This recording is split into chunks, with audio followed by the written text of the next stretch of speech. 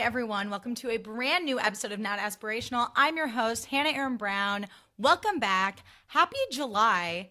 How the hell is it already July? It is officially my birthday month, which, yes, it's only July 1st. My birthday is July 26th. But as a Leo, you know, there's nothing more exciting than my birthday. Also, I was thinking about this today. It's July, which means we are just 1 month away from the anniversary of when I became disturbingly addicted to Ben Affleck last summer. Do you remember that era for all of us? That was a time. Jake was out of town working for like a month, and I literally was just deep in it with a new Ben Affleck movie every night. Those were really the days. Ugh. And I remember, shout out to the company Color, spelled CLR. They make the best candles. I remember lighting the orange color candle while I was watching Pearl Harbor for the first time and being like, I bet that's how Rafe smells. Oh, what a time. Also, if you're watching on YouTube, I got an Olipop, which is like so off brand for me. Like, I really want a Diet Coke, but I've already had one today. So I was like, I'll just try this Olipop. It was kind of an impulse buy. This is the Dr. Goodwin flavor. And I was like, what the fuck does that mean? So we're going to try it live on air. Oh, it's good. This is the problem with Olipop, you guys. I'm sorry, Olipop. Don't be mad. Ugh. I feel like I'm the only, like, floppy air quote, influencer. Let's not throw that term around. But, like, I feel like I'm the only content creator on this earth who's like, I don't like Olipop and I don't like Poppy, and that's my truth. I literally like Diet Coke and Diet Dr. Pepper and Diet Cherry Coke if I'm feeling crazy. But honestly, like, last time I bought that, when I was feeling, like, particularly feisty, I didn't enjoy it very much. But this is kind of like a cherry something or other. Yeah, it's going to be a no for me, dog.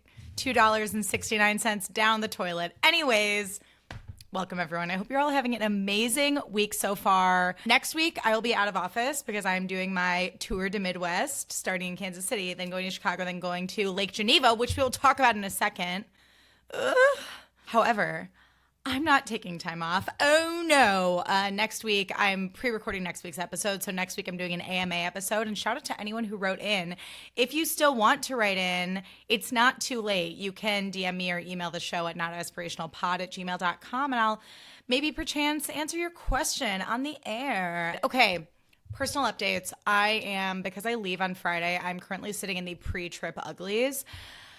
Meaning, well, actually, not as much as I thought I was going to. So, like, I thought I was going to record this before I got my nails done, but I did, in fact, just get my nails done. Just, like, a nice neutral pink called, like, Baby I'm Yours or something from OPI. My friend Colt recommended it. And then I got a pedicure, too, which I was in desperate need of.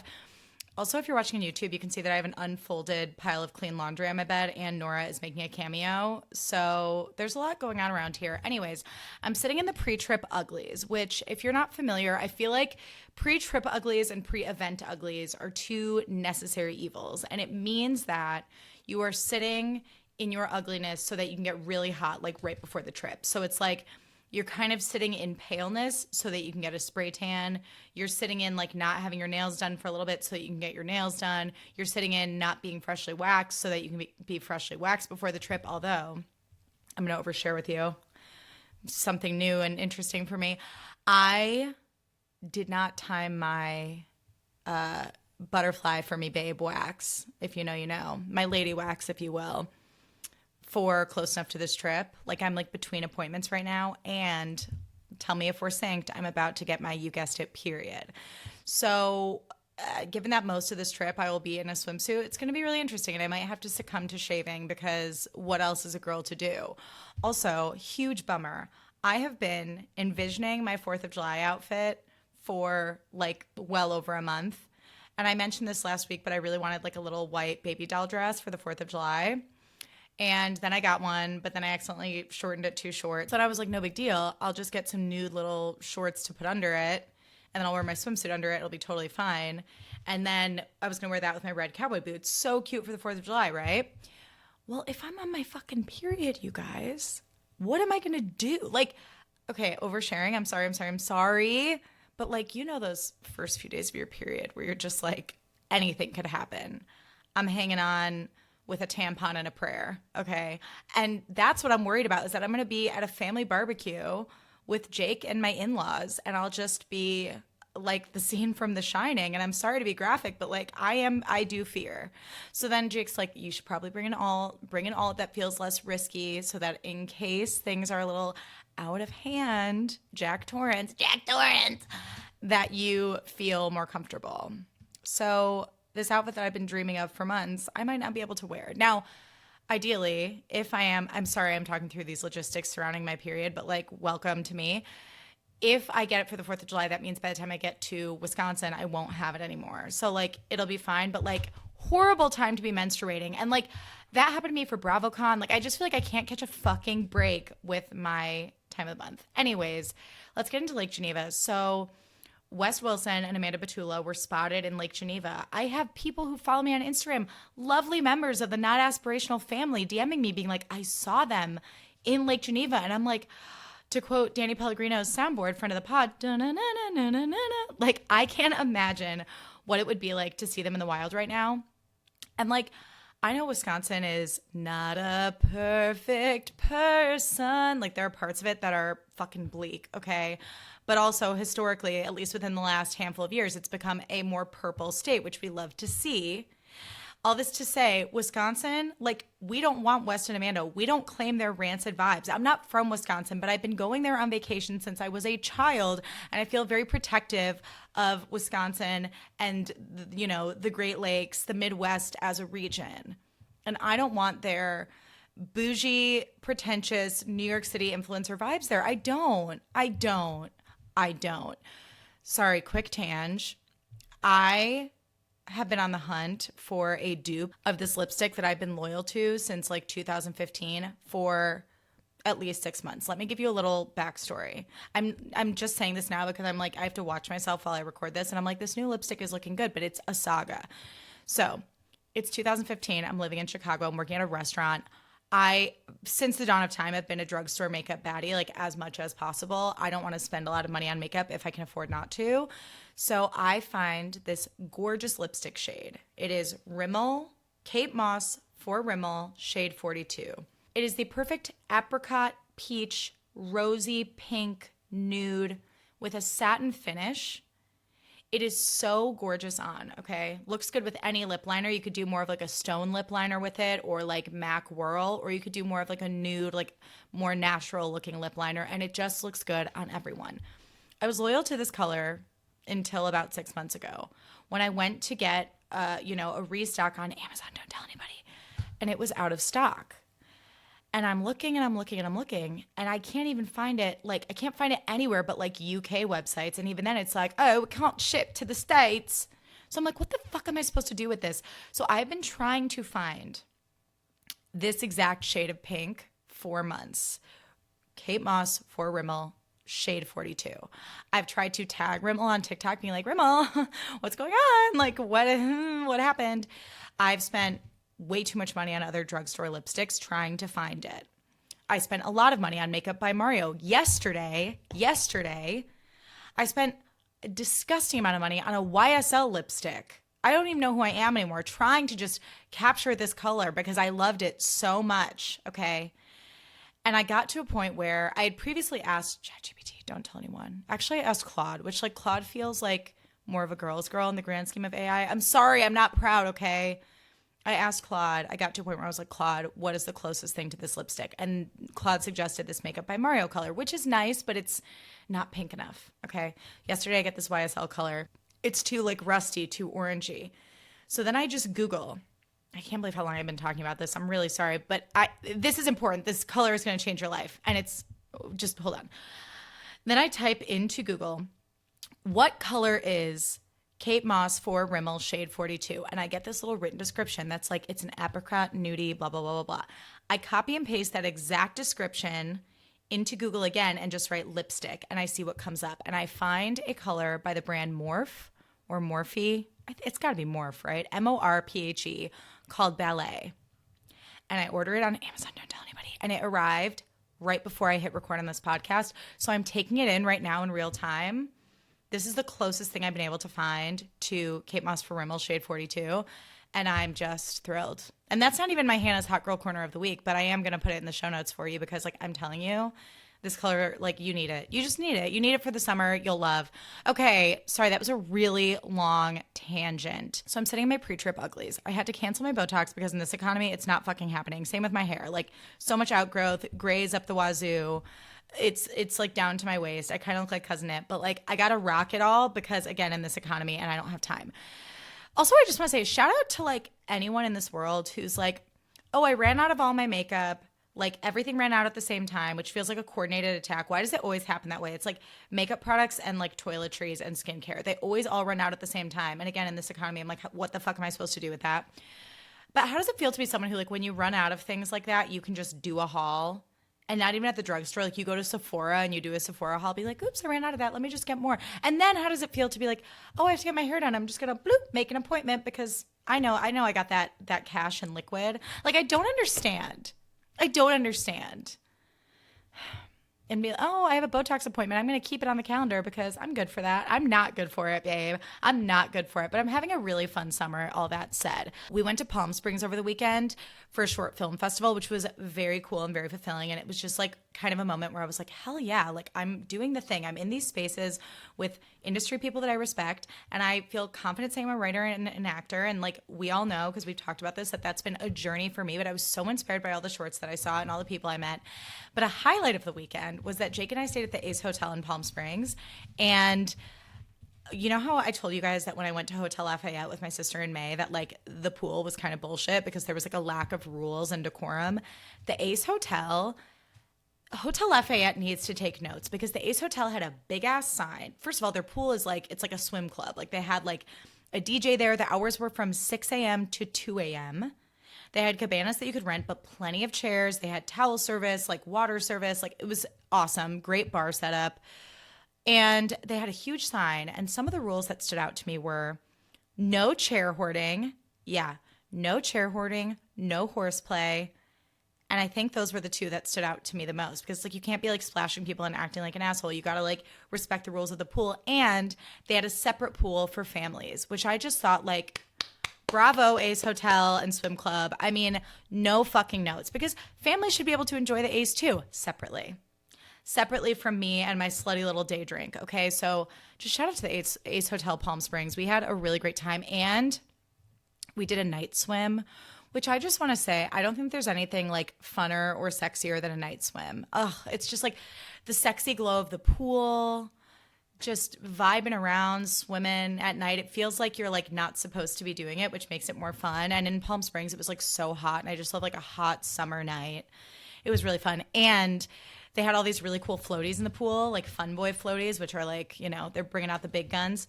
And I'm sitting on like a Fun Boy floaty. Jake and I are like pretty buzzed. And we see this girl swimming towards us, like backstroke, looking up at the sky. And then she swims like into the floaty. I was like, oh, sorry. I was just looking at the stars. I don't even know where I am. And I was just like, love you, diva. In my mind, she was probably on some sort of drugs. But like, honestly, the vibes were so high in that pool. Like, you didn't have to be on drugs to just want to swim backstroke alone and look at the stars. I was like, okay, Natalie Portman, Circuit Garden State. Like, let's fucking go. Oh, sorry, I didn't know where I am. It's just looking at the stars. What an icon. What an icon. Sunday, I had a top tier tinker sesh, and I just needed to talk about this. I don't think there's anything more fun, and I am speaking hyperbolically because there are more fun things than this, but this is a simple joy of mine. I don't think there's anything more fun than a tinker sesh, like tinkering around your house. And what I mean by that is it's like a Saturday morning or a Sunday afternoon, and you're like wiping down surfaces. You're emptying the dishwasher. You're lighting a candle. You're tidying up. You're putting away your laundry. You're folding your laundry. Like a tinker sesh is when you're like getting organized and tidying up, but in a way that feels like very cleansing and soothing. Maybe you like pop in a podcast or an audiobook and you're just tinkering. It is so calming. And then by the time it's evening and you sit down and you turn on your show, you're like straight chilling because you're like, I deserve that with that top tier tinker. Like I fucking worked for this. I had such a good tinker on Sunday and it was gorgeous. Highly recommend if you're like, what do I do this weekend? My favorite thing to do on a Saturday, I'm sure I've mentioned it before, but whatever, is waking up, doing a tinker sesh, making myself like a yummy coffee, like a latte or something that feels special, lighting the candle of my choosing, and getting back into bed. And then extra points if you like go for a walk before. But like sometimes it's nice to not go for a walk because you just stay in your pajamas for the tinker sesh.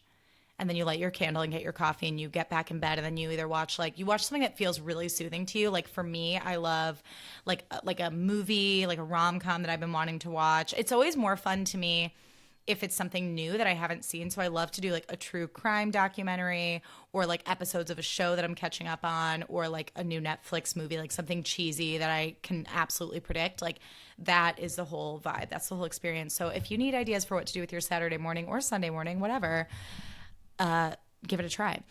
Moving right along.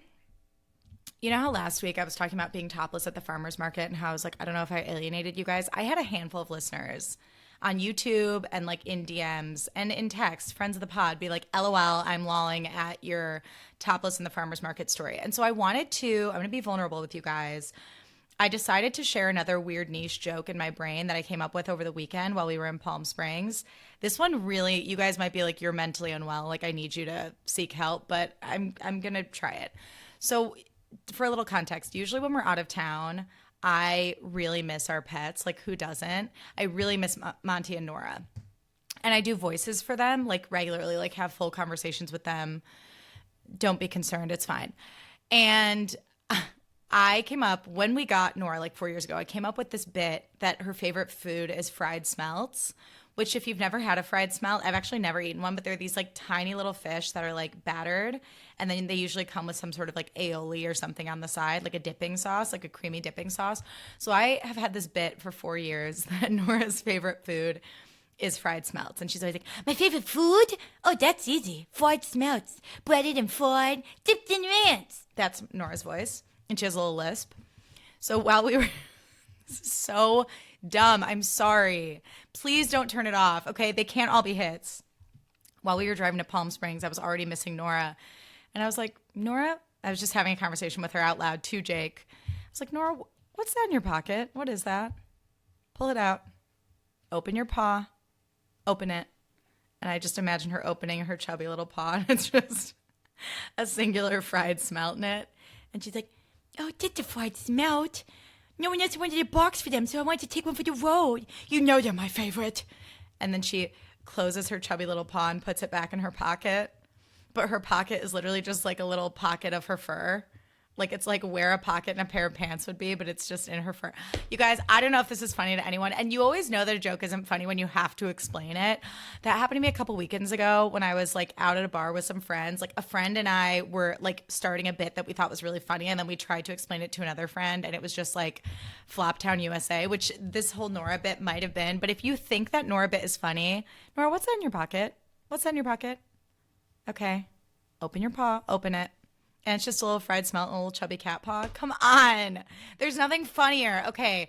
In case I lost you, this is just like, just so you know, I know that we're getting close when I start telling you my niche, like intrusive thoughts and bits and inside jokes. Like this is how my brain works. Moving right along. Hopefully I didn't lose you. I came up with some newfound icks that I just want to touch on really quickly before we get into some pop culture stuff. It's literally just a few.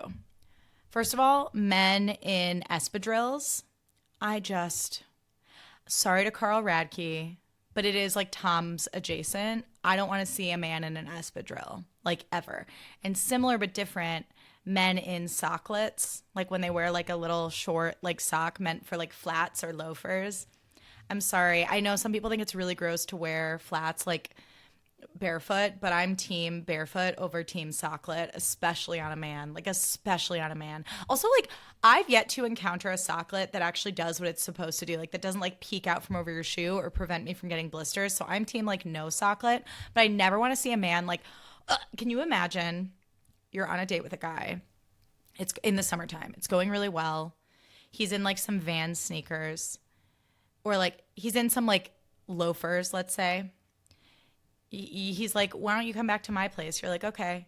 You get back to his place. You take off your shoes. He takes off his to reveal that he's wearing socklets. Come on. That would ick you out. And then this isn't an ick, but this is something I've been thinking about recently. A pet peeve of mine is when I queue up. This is personal. I'm sorry. It is. If it sounds personal, it's because it is. I hate when I queue up like the perfect song to play at the perfect moment because like I am weird like that and I know I'm a control freak and like that is a problem and I'm working through it in therapy. I have an appointment in an hour, okay? Shout out to Doctor.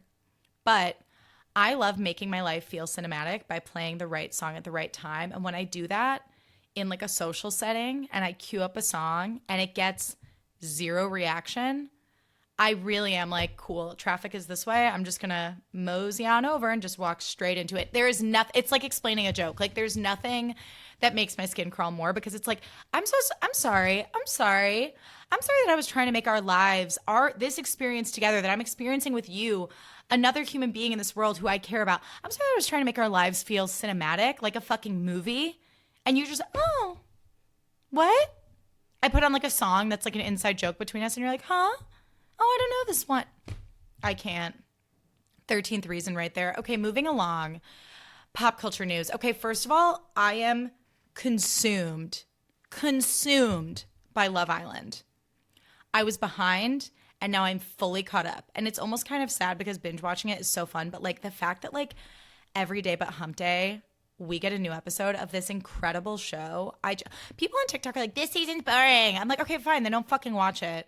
Don't fucking watch it because I'm having fun over here. A lot of us are having fun. During our Palm Springs trip, we're like, okay, yeah, we're going to go to this party. We're going to get a drink with this person. We're going to go to this screening. We're going to do this thing. And then we're going to watch Love Island. Like every day it was like, we're getting back to that hotel room. We're opening my laptop. We're watching Love Island. Like it is that serious. So I'm fully consumed. And here are my thoughts. Okay. We have to talk about Anaya and Casey.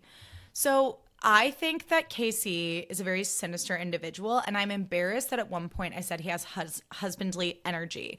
I think I was seduced by the fact that he is like a male nurse and like bathes old people for a living. I was like, that's such a noble job. And now I'm like, I hate the way he treated Anaya.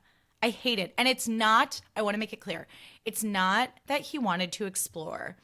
It's the fact that it's the way he went about it. It's the fact that he misled Anaya. He told her what he thought she wanted to hear and then came back with TT.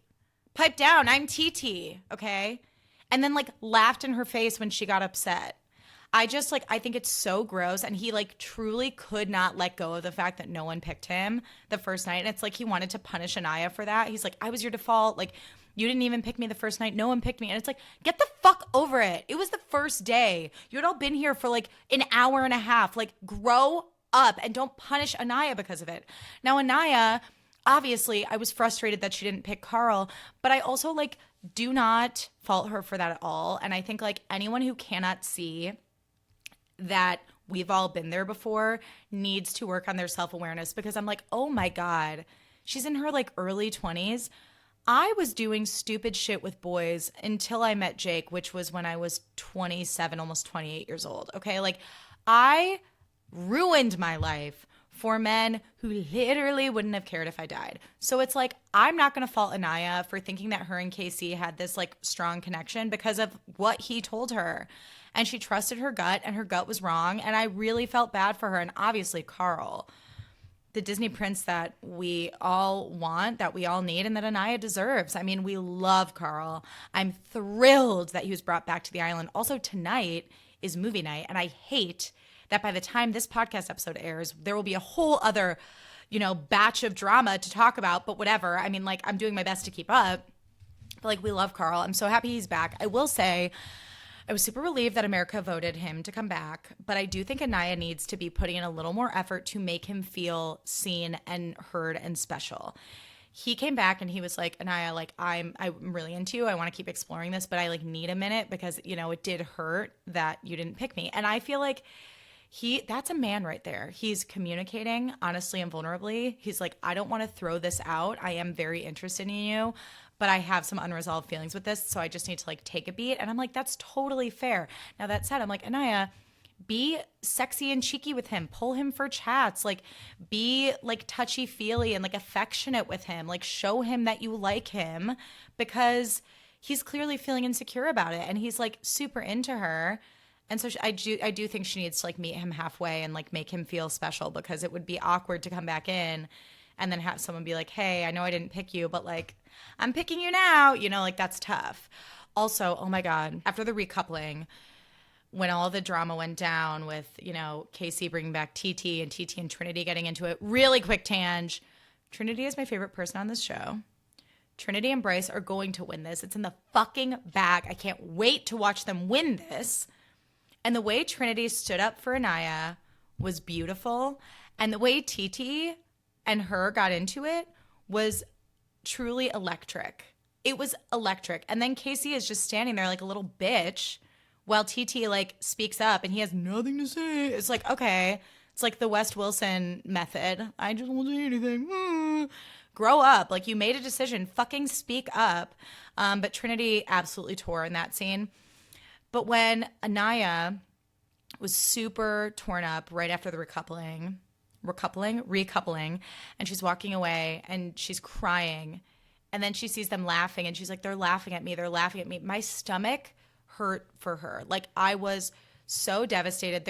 It's already like painful enough to be heartbroken and feel like you weren't chosen, but then to feel like this guy and his new girl are laughing at you, it's like a punch to the gut. Like, stab me in the chest right now. It literally makes my chest tight just thinking about it. But the way Melanie showed up for her and like was in it with her, I have chills just thinking about it. I fully cried. I was like, this is sisterhood. I fucking love being a woman. And I'm sorry to always bring it back to Amanda Batula, but I'm like, to throw that away for West so that you can sneak around Lake Geneva and hope that no one recognizes you. Shame. I wrote down what Melanie said to Anaya. She said, you're a fucking grand-ass fucking woman, bro. I strive to be as composed as you, so you're not going to fucking do this shit. You're not going to act like a fucking fool in front of these weird-ass fucking people. Dead-ass, bro. I'm not even fucking joking with you. I know that shit hurts now, but you know that shit's not going to hurt later. And they hug, and Anaya is sobbing, and she's like, even if you don't find love, like, we found each other, bro. Like, chills. Absolute chills. It was so sweet. 10 out of 10 television. Anaya, we need to give Anaya her flowers. I don't really want anyone to like harp on the fact that she like didn't pick Carl. Like, I don't think we should kick Anaya when she's down. I think she handled the fallout of that recoupling so beautifully. I thought the conversation she had with TT was very sweet. It was like she slept on it. She composed herself. She kept it cute. And she was like, I am not mad at you. I'm mad at Casey. He said some fucked up things to me. And I thought TT was really sweet with her and was like, you're so gorgeous. I don't want to have issues with you. Like, I was worried that you hated me. And I just thought they had like a really sweet moment together. And again, girlhood. We love it. And then Anaya's conversation with Casey, she needs, like, I need to study what she did in that scene. I was talking with some girlfriends about that. Like, we were all like, we need to study her because the way she kept it together, like, she held her ground. She spoke her mind. She held him accountable and was like, you did say that, Casey. Yes, you did. This is what you did. The way she was able to keep it together for that conversation was so fucking chic. And I'm like, I would have lost my mind on him. And she kept it together. And then he's like, can I get a hug? And she was like, fuck no. And then just walked away. And I was like, that is a fucking woman. And listen, again, she made the wrong call with Casey and Carl, but like, she's allowed to make a mistake. And I think the way she's recovering from this is really amazing. And also, oh my God, I was so happy that Megan Thee Stallion showed up in Anaya's time of need, because who better to get you up off the floor and feeling hot and shaking your ass when you're sad over a guy than Megan Thee Stallion. And I loved that she was clearly like in the girls' corner and didn't give a fuck about the guys. I mean, that whole cake challenge was high art. Now we need to talk about Gal. Okay, so I can't remember if I already said this. I know Gal like tertiarily, as in like I've been to his coffee shop before and like saw him out at a bar once. He gave me the ick so big time. And like a lot of people on the internet were like, Gal is ugly. No. I will say, I think like in person, it's better than it's been on TV, mainly because he wears like a trucker hat. I think like with the mustache, he really needs a hat to like offset like the whole story he's telling. Do I think he's the hottest guy on the show? No, not by a long shot. Do I think he's like a good person? No, not by a long shot. But I was so angry and disappointed in the way he spoke to Jen in Monday night's episode. Jen is our Kate Upton looking queen. She is so nonchalant, and I don't think in a pick-me way. Like, I think she just is a very like even-keeled person. And I think because she is kind of like has like a quiet confidence about her. I think it's been harder for her to make connections because you have people like fucking Kenzie, who I'll get to in a minute, being like, can I play you for a chat? Like really playing the game of, you know, smoldering temptress, if you will. And I think Jen is obviously so hot and very cool. And I think she just like wasn't the type to like be that aggro in her pursuit of like finding a connection on the island. And Gal like fully told her earlier in the day on Monday night's episode, like, oh my God, no, everything's fine. Like, everything's fine. Bring those dirty feet over here. Let's cuddle. Like, ugh. And I feel like he's kind of like a Tom Schwartz where he just sort of like herpaderp, like jokes his way out of uncomfortable conversations because he doesn't want to have them. And then he gets mad when people like take his word at face value and he's actually held accountable for the things that he said. So like he has this conversation with Jen where Jen's feeling like a little insecure, a little distant. She's like, I really like physical touch and when people are affectionate with me. So I kind of need that from you if you're into this. He's like, oh my God, yeah. I mean, like I can like try. Like it's not like really in my nature, but like I can try. And then later in the night, he's fully like, oh my God, like you are just like overwhelming me so much. And the things you're saying are just like, he basically, I don't even fully remember what he said because it was such a fucking word salad. It was infuriating. But he basically like told her she was being crazy and that it was too much for her and that he just wanted to like call it. And I was like, you just told her everything was fine. And she has asked like nothing of you except for like the occasional like hug. And so everyone on TikTok is like, he clearly used Jen to get on the island, which it definitely seems that way. And then later in the night, Kenzie's like, hey, like, let's go into say less. And by the way, this is mean, but here I go. Kenzie has the exact same smile as Heather Holla Thompson. And now that I've noticed it, I can't unsee it. Like look up a side by side of Kenzie from Love Island and Heather Holla Thompson, and you can't unsee it. She pulls Gal for a chat, and she's with this super sweet, cute guy, Brian.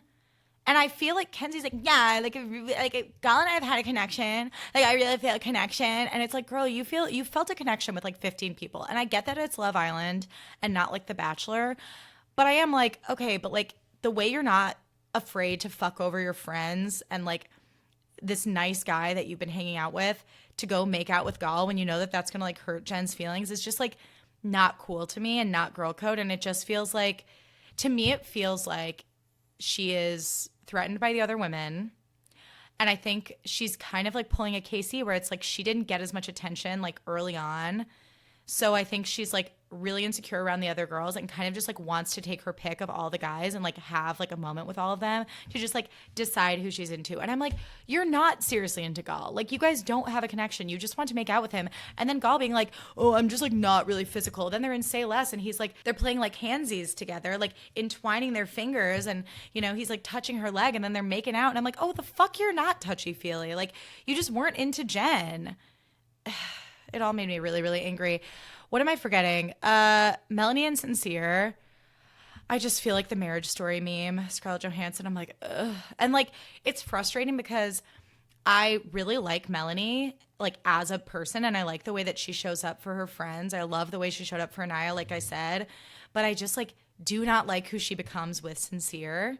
I don't like, I mean, listen, I appreciated the way that she like told him off when he got back from Casa Amor. Like, I think she was totally valid in being like, don't fucking do this to me again. But also I'm like, don't pick a guy that makes you feel like you have to give that speech saying like, do not humiliate me. Don't do this again. Like in my mind, then you shouldn't be picking him.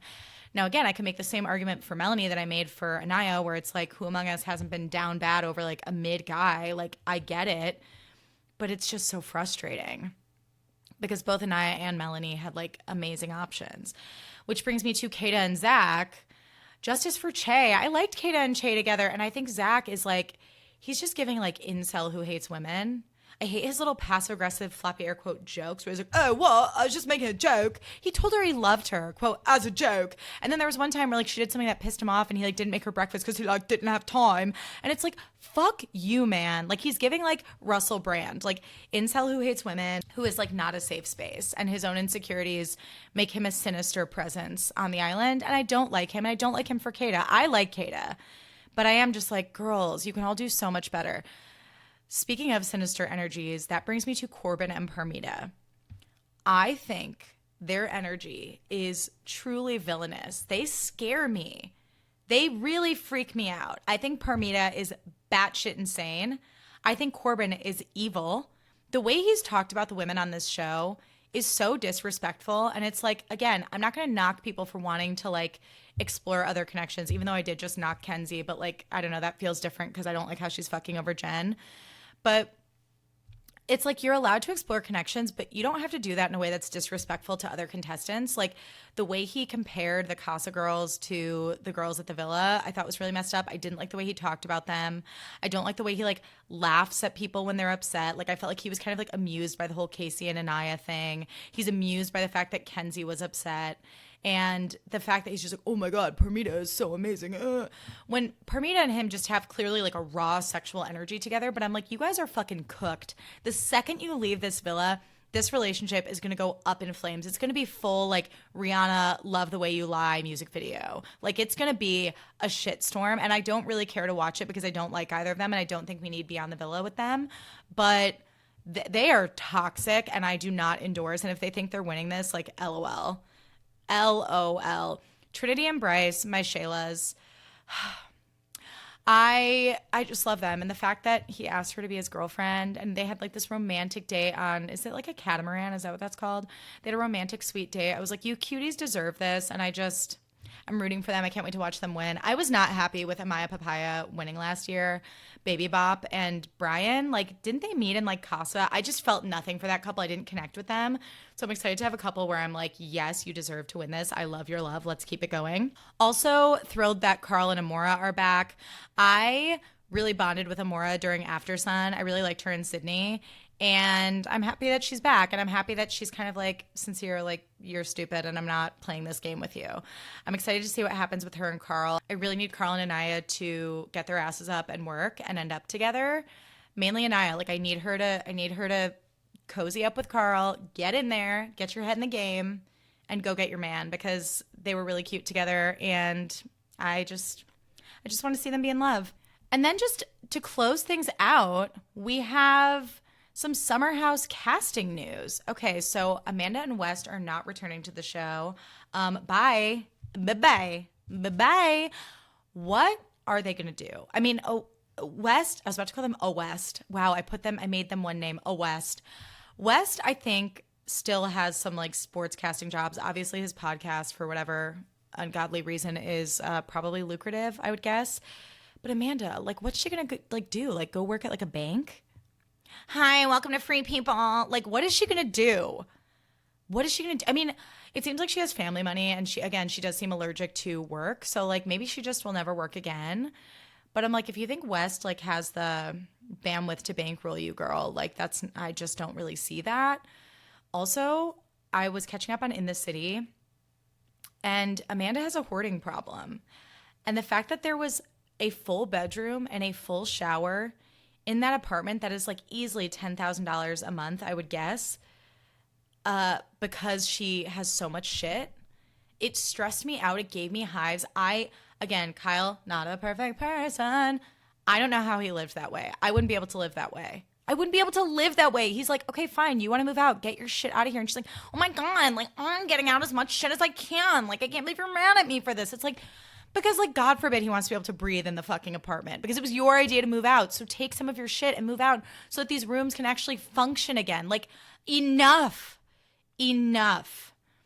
Okay, sorry. Back to the Summer House casting. So KJ isn't coming back, which honestly, like, of course I'll miss him on my TV because I like KJ. But like after everything you talked about at the reunion with his mental health, I do think reality TV is not for everyone. And I don't think if you suffer from mental illness, I think it can be a really dangerous, like scary road to go down.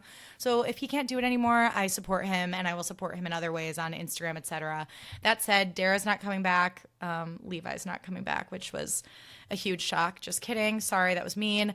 And then in the mix, we have Kyle, Carl, Mia, Jesse, Bailey, and then Lindsay coming in and out, and then possible appearances from Sierra alongside 5 or 6 newbies coming in.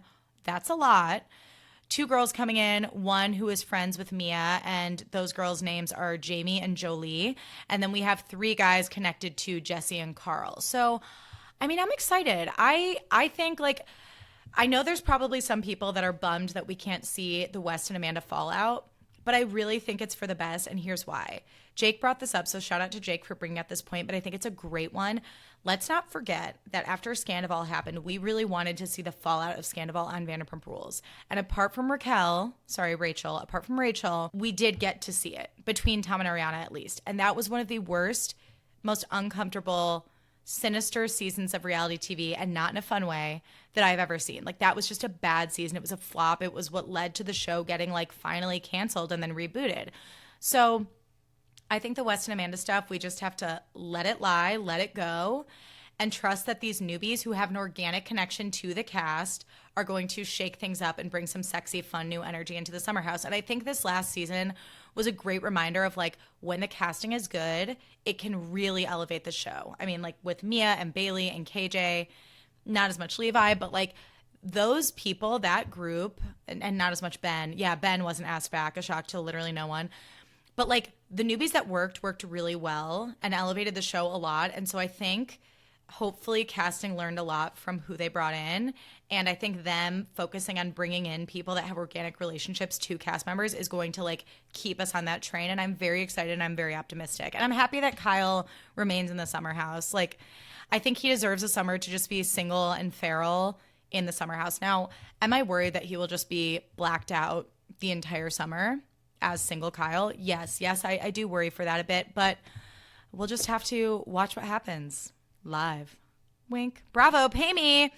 Okay, let's get into Hannah's Hot Girl Corner. So this week in Hannah's Hot Girl Corner, I am going to bring something up that I brought up literally like a full calendar year ago, and that is Megan Fox's casual style in the early 2010s, like in the Transformers era.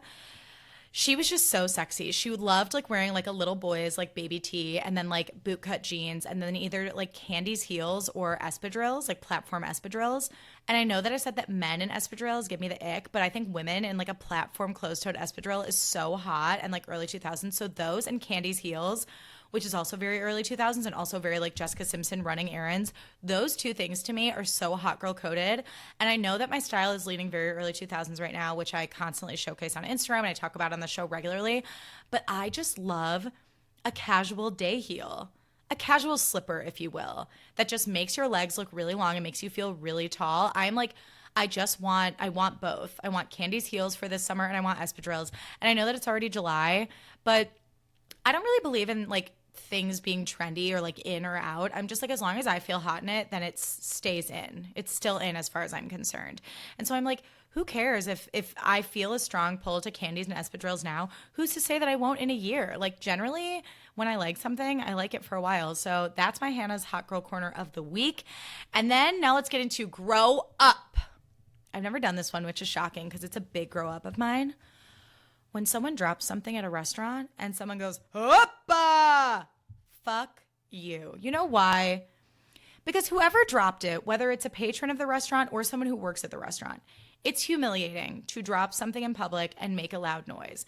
And whoever says "Oppa" is trying to make a little joke out of it and trying to get a laugh and trying to draw more attention to what just happened instead of just keeping it moving. I just think it is so immature and so annoying. And let's be honest, it's always like a white man of a certain age who's like, "Oppa." It's like, oh, he's got jokes. Like, shut the fuck up and like eat your steak. Eat your steak dipped in A1 and shove it. Just shove it, okay? Leave people alone, especially if it's someone who works in the restaurant, because it's like working in restaurants is already a thankless job a lot of the time. It's embarrassing. It throws off the flow of service. It's frustrating for everyone when something goes down. Don't make a joke out of it. Don't draw attention to it. Just like grow up and leave them alone. That was nice. That felt good. Y'all, thank you so much for listening. If you don't follow me already, follow me at Hannah Aaron Brown on Instagram and TikTok. Share this episode with a friend if you love it. Also, leave it a rating and a review if you love it. If you're watching on YouTube, leave a comment. Smash that subscribe button if you haven't already. Thank you all so much for listening. You're literally the best, and I cannot wait for AMA next week. My light just went out, so that means I should wrap it up, but I can't wait for AMA next week. It's going to be super fun. By the way, have a great 4th of July. Everyone be safe, have fun. No one is free until everyone is free. That's how I feel about the 4th of July, but I will be enjoying lots of alcohol and a hot dog, and that's all for me. Love y'all. Thank you so much, and I'll see you soon. Bye.